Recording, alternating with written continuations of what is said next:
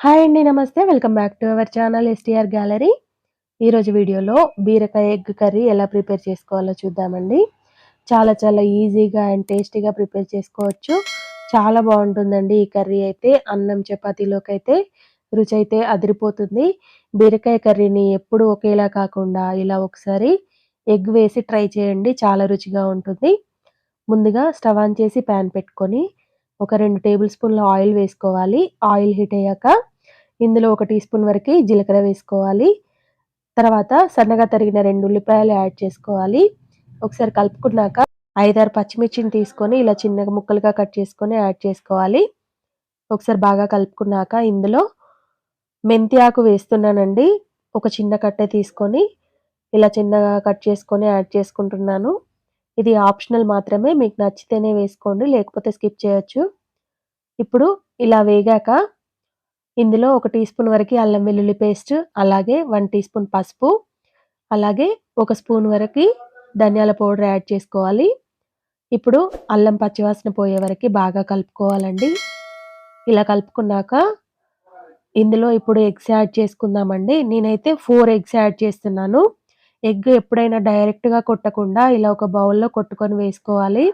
ఎందుకంటే షెల్ అందులో పడే ఛాన్స్ ఉంటుంది. లేదు అనంటే ఎగ్ పాడయ్యే ఛాన్స్ ఉంటుంది కదా! ఇలా, ఇలా వేసుకుంటే ఏ టెన్షను ఉండదు. ఇప్పుడు అందులో వేసుకొని కదపకుండా ఒక 2 నిమిషాల పాటు మీడియం ఫ్లేమ్‌లో కుక్ చేసుకోవాలి. ఇప్పుడు ఒకసారి 2 నిమిషాల తర్వాత కలుపుకోవాలండి. ఇలా కలుపుకున్నాక ఒకసారి ఒక నిమిషం పాటు వేయించుకోండి. ఇలా వేగాక ఇందులో ఒక 500 గ్రాముల వరకి బీరకాయల్ని తీసుకొని చెక్కు తీసి చిన్న ముక్కలుగా కట్ చేసి పెట్టుకున్నాను. ఇప్పుడు ఈ బీరకాయ ముక్కల్ని ఇందులో యాడ్ చేసుకుందాము. ఇలా యాడ్ చేసుకొని కలుపుకోవాలండి. ఇలా మొత్తం కలిసేలాగా కలుపుకొని మూత పెట్టుకొని ఒక 5 నిమిషాల పాటు మీడియం ఫ్లేమ్‌లో కుక్ చేసుకోవాలి. ఈ కర్రీ అయితే చాలా బావుంటుందండి. ఎప్పుడు రొటీన్‌గా బీరకాయ కర్రీ, బీరకాయ టమాటా అలా తినకుండా ఇలా ఒకసారి ట్రై చేయండి. చాలా బావుంటుంది. అన్నం చపాతీలోకైతే చాలా బావుంటుంది. చాలా రుచిగా ఉంటుందండి. ఖచ్చితంగా ఒకసారైతే ట్రై చేయండి.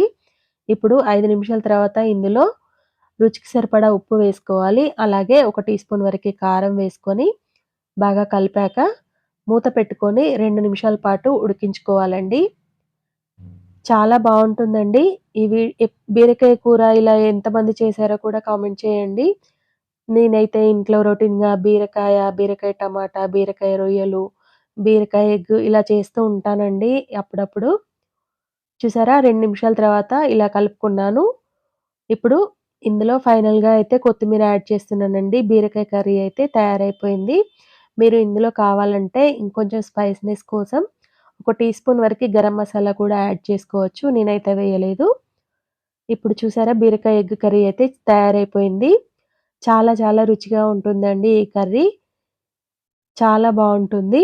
ఎప్పుడు రొటీన్‌గా కాకుండా ఇలా కొత్తగా ట్రై చేయండి. చాలా బావుంటుంది.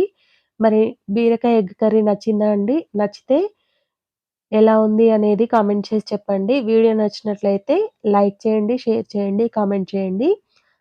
అలాగే మరిన్ని టేస్టీ, సింపుల్, క్విక్ రెసిపీస్ కోసం మన ఛానెల్‌ని సబ్స్క్రైబ్ చేసుకోండి. Thanks for watching.